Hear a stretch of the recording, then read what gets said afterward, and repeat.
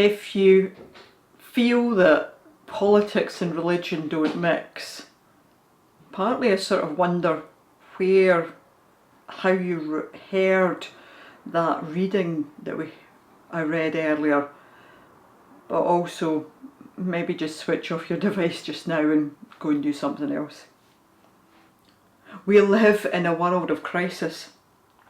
On Thursday I heard that the average cost of people heating and lighting their home and doing their cooking is going to go up from October to an average of £3,850 a year. That's an average. In the Highlands of Scotland it will be higher than that because our energy costs across the piece are much higher than they are in the Central Belt, yet we rely on wind more. Let's not go there, wind and hydro. Plus there's no cap on fuel oil, which most houses, including my man's, are fuelled with. Meanwhile, organisations such as Shell made a £10 billion profit. Not this year, between April and June.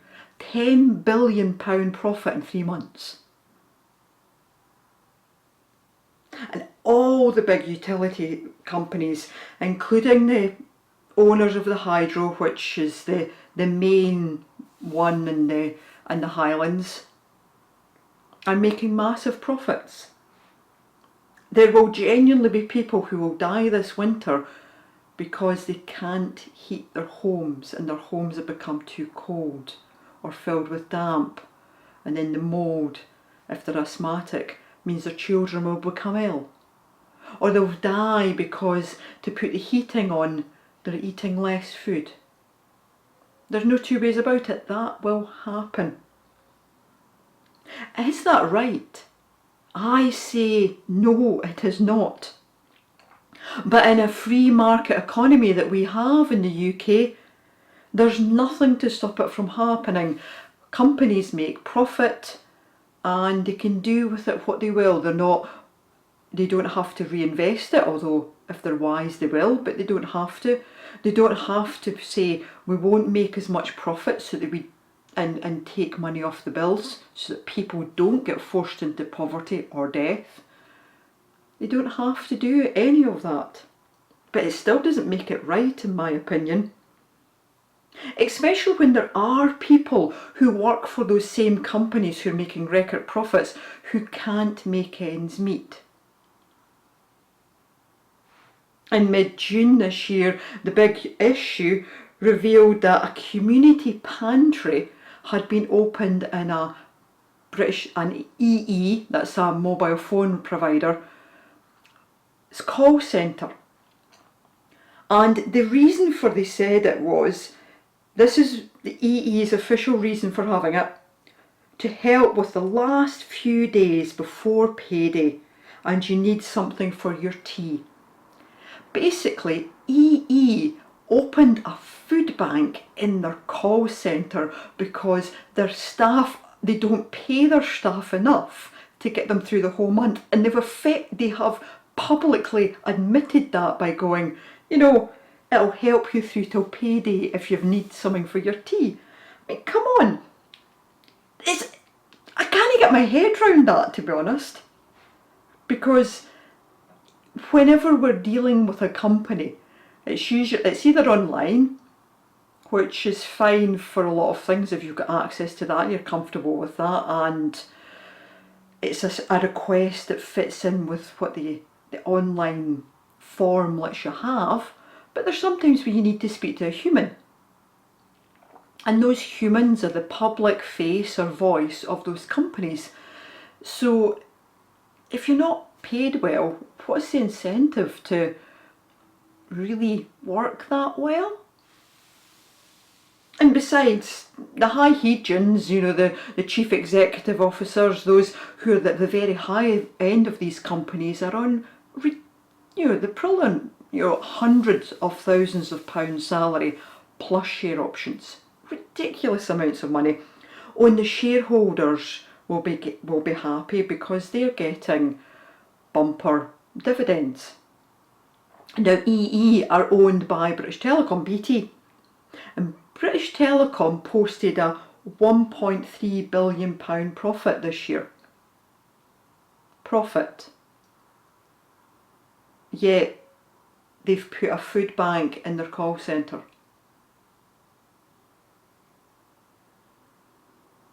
It is, in my opinion, a national disgrace. And it is possible to put people before profit. France have nationalised E.ON, which is the main utility company in France. But it takes the will of government, as France has done. And of course, if a general election comes, the will of the voters to go, well, do we like what our government's doing? It's all just greed, in my opinion. Greed, which in medieval world was one of the 7 deadly sins. And Jesus identifies greed as being the root cause of why this man has come to Jesus, asking for Jesus to be arbitrator and mediator on his father's inheritance. He comes saying, can you mediate on our inheritance? He's obviously bitter that he hasn't got as much as his brother. And in Jewish law, in order that land and property didn't get divided over the generations into tiny little fragments, the eldest son got a double portion of the inheritance. So if there were 2 sons, the older one would get 2/3, say, of the family farm, and the younger son a third. So it's thought that this was the younger son, and he's not happy that he has only received a third of what his older brother got. But how do we know that Jesus identifies the brother as being greedy?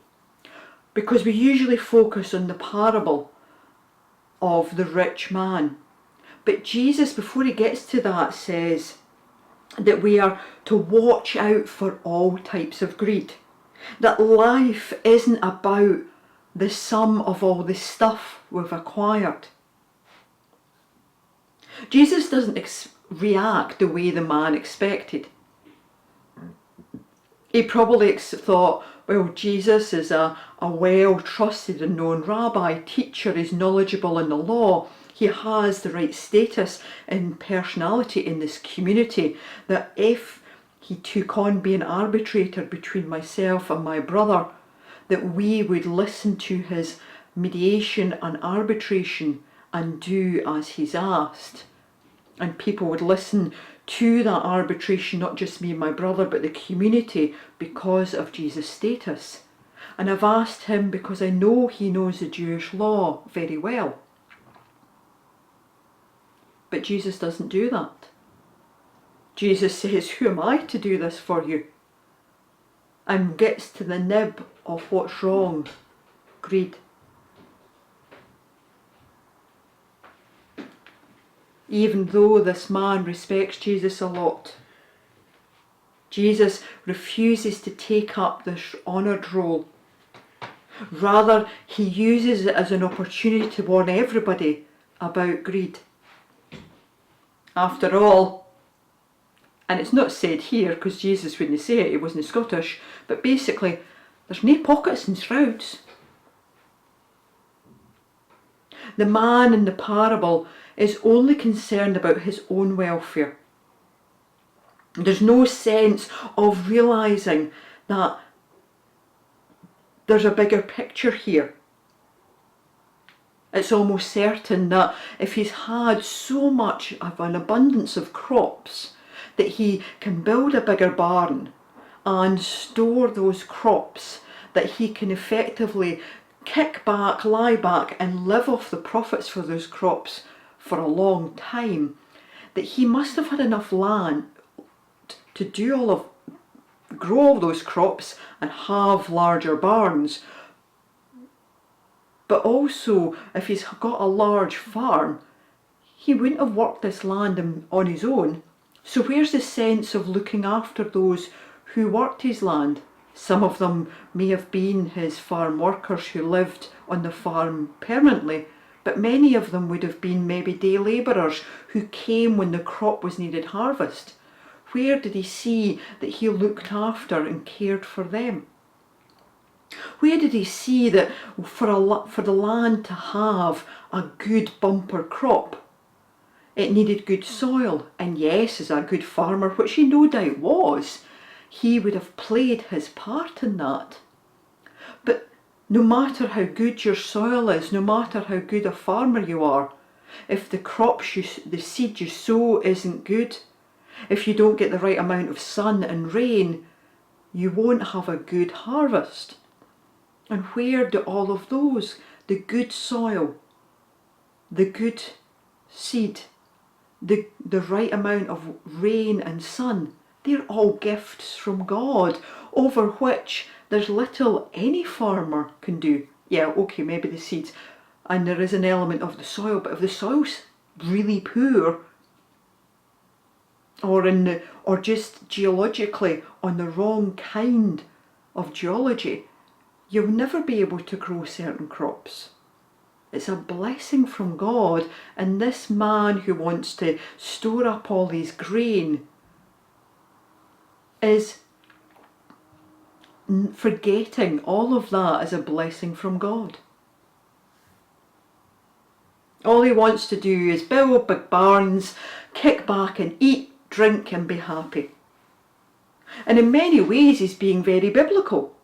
Ecclesiastes can feel very kind of woe is me, but Ecclesiastes talks about what's the point of toiling too much if ultimately we're all going to die, so you might as well enjoy yourself, eat, drink and be merry.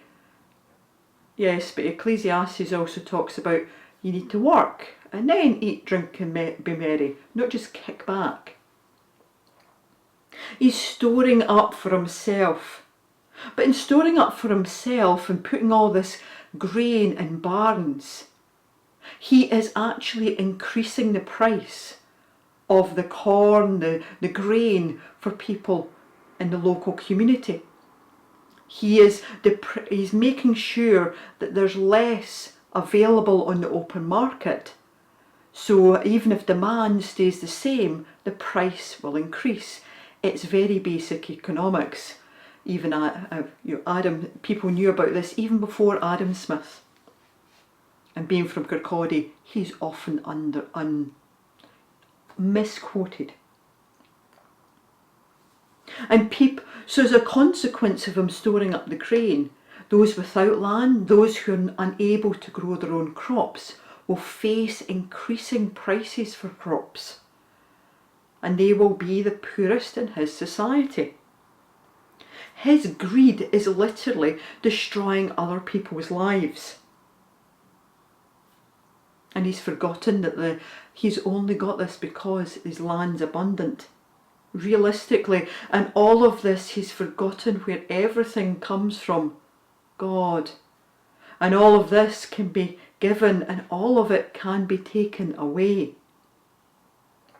He's forgotten to put God first, to thank God for his blessing, to offer some of his blessing to God.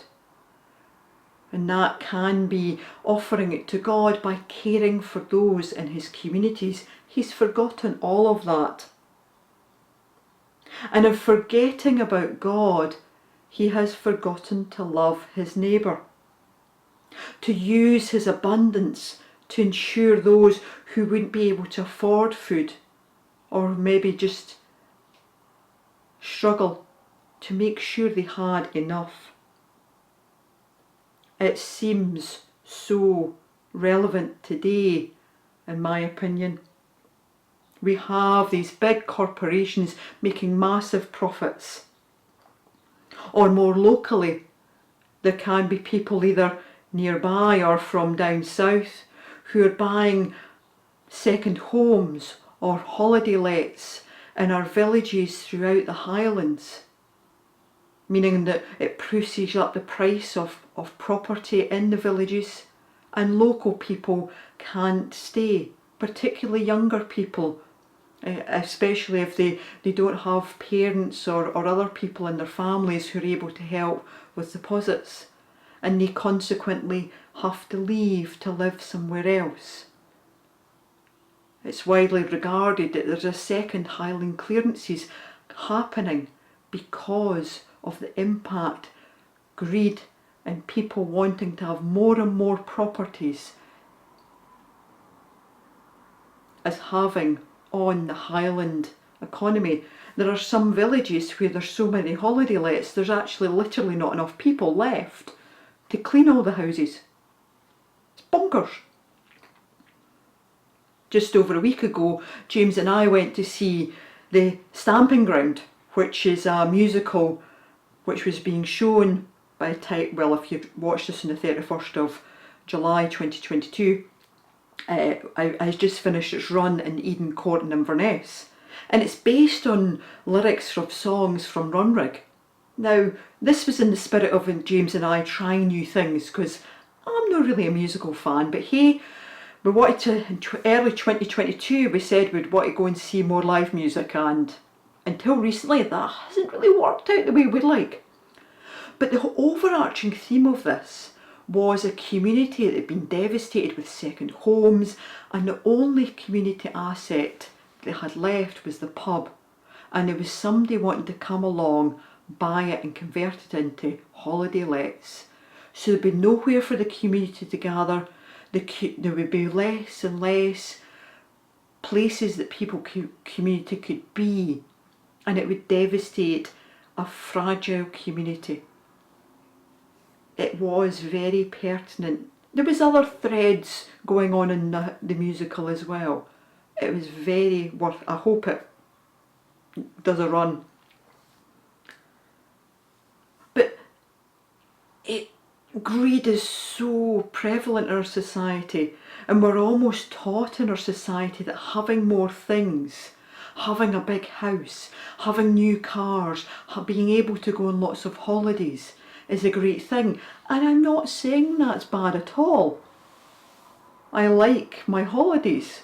Okay, I've got an old car, but that's neither here nor there. What Jesus is saying is, it's where your heart is. Are you focused on the things rather than people? In Matthew's Gospel, Jesus teaches, where your treasure is, there your heart will be also. So if you focus on acquiring more things and keeping a close tight the things that you have, the money you have, the property you have, if that is your focus, then that's where your heart is. As our hearts as Christians turn to God, are we focusing on God? Because everything we have, no matter what we have, are blessings from God. All we have, whether we have a little or we have a lot, are blessings from God. And focusing on God and placing our hearts, bodies, soul and minds in God first, and then responding to knowing that love of God in loving our neighbours, in putting aside all selfish ambition, all greed, and knowing that in Christ we're called to love others before all things, then what we have truly will be a blessing, not just for us, not just for our communities, but for the whole world, to the glory of God, that everyone will have their daily bread and more. Amen.